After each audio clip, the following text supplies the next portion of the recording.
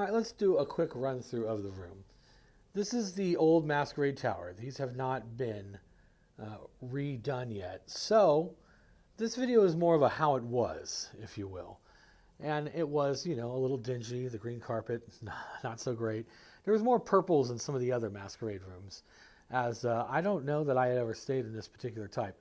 The ones that I'd stayed in before had 2 queens. This was a 1 king. It's, suitable. It has the 3 things that I need most, which is a really good workstation,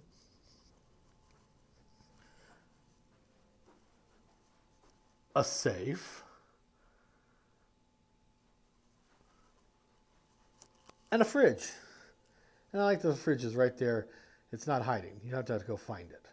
There was a weird quirk in these rooms, and they have since covered it up, which was this strange little cuckhole window that they had going into the bathroom. I guess you could watch your lady shower or something like that. I don't know. Or maybe vice versa. But now there is a picture in a frame on the other side, and so it is blocking it out. Always a weird feature to me. Despite all of the changes that you've heard about at the Rio recently, things have a way of sticking around here. First off, there's WOW, the Vegas Spectacular, that has been running for 7 years now. Then there's Chippendales, which started at Club Rio, but moved up to the mezzanine, that has now been here for 22 years, entering its 23rd season. The Masquerade Village is a weird mismatch of things like the staircase from Gone with the Wind, and the recently reopened wine cellar, which is in the basement, and is always highly reviewed and well thought of. But otherwise, it seems like it's this random mixture of different things that don't seem to have a whole lot of rhyme or reason to them. Although, things like this Kiss car do actually have a connection to something that is going on over here at the Masquerade Tower.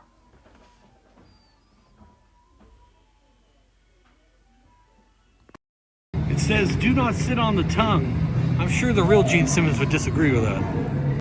That Gene Simmons Beetle is connected to this, the Kiss Arcade and Mini Golf, which is located in the Masquerade section of the casino on the 1st floor.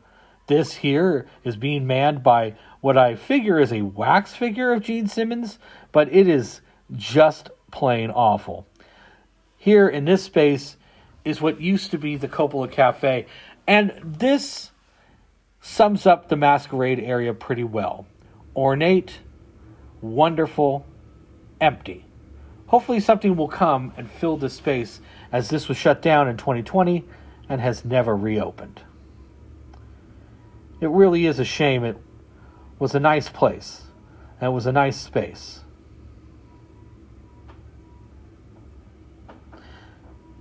Down in the convention area, they also haven't made many changes. This is the Hash House A-Go-Go with the child-friendly booze menu. There is also all kinds of different food variety options that they offer. And this can also be used for Hyatt members for a free breakfast in the morning, as it only is open breakfast hours anyway. Now, you want to talk about things sticking around at the Rio for a long time. This is the Penn and Teller Theater, where Penn and Teller have just recently celebrated their 24th anniversary at the Rio. So some things about the Rio never change, and though the Masquerade is coming up on more change, Penn and Teller will still be there.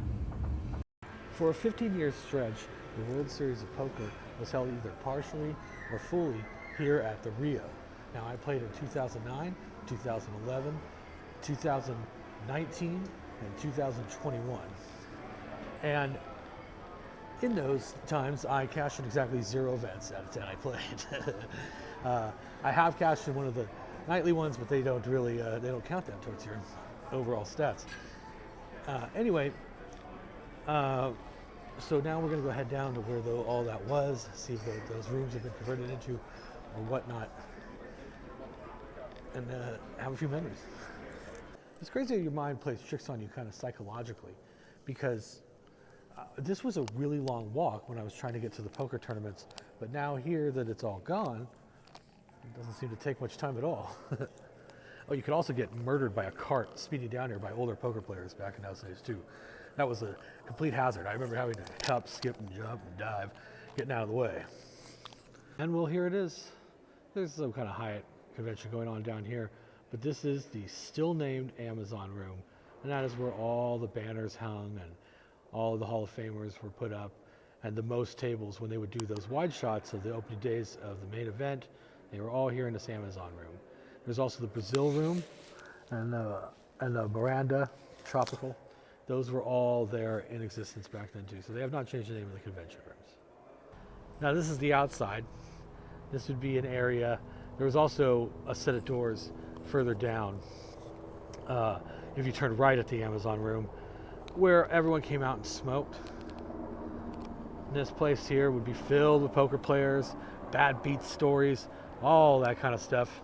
And it was just good to commiserate with other people that understood your language. Poker is its own language, it's just like music. It's got its own language when you're on the inside of it. And it was, like I said, it was good to be able to use that. It would be like if you only spoke French when you were with your, French expatriates club or something, and it would feel good to get back in there into your language. So I'm going to add one more cigarette here. It's kind of in honor of this. And I miss that it's going to be here. I mean, this place is undeniably a dump, and you know what? It still is. But it just doesn't even matter, like, the quality of the place sometimes. It's about what went down there. Now, a little known part about this property is these here, called the Palazzo, and that's where they put up the whales in a villa for the big-time gamblers. The Masquerade area really is a fantastic space. And we all remember the show that used to go down here that was on those tracks, and what a happening place that this was. The fact that over the years it has now become empty, a shell of itself, doesn't mean that the bones aren't still good. This could really be something. And I would love to see for them to do something amazing with this space, something that blows all our minds and really, really brings the real back, rather than being filled with all these novelty shit junk shops.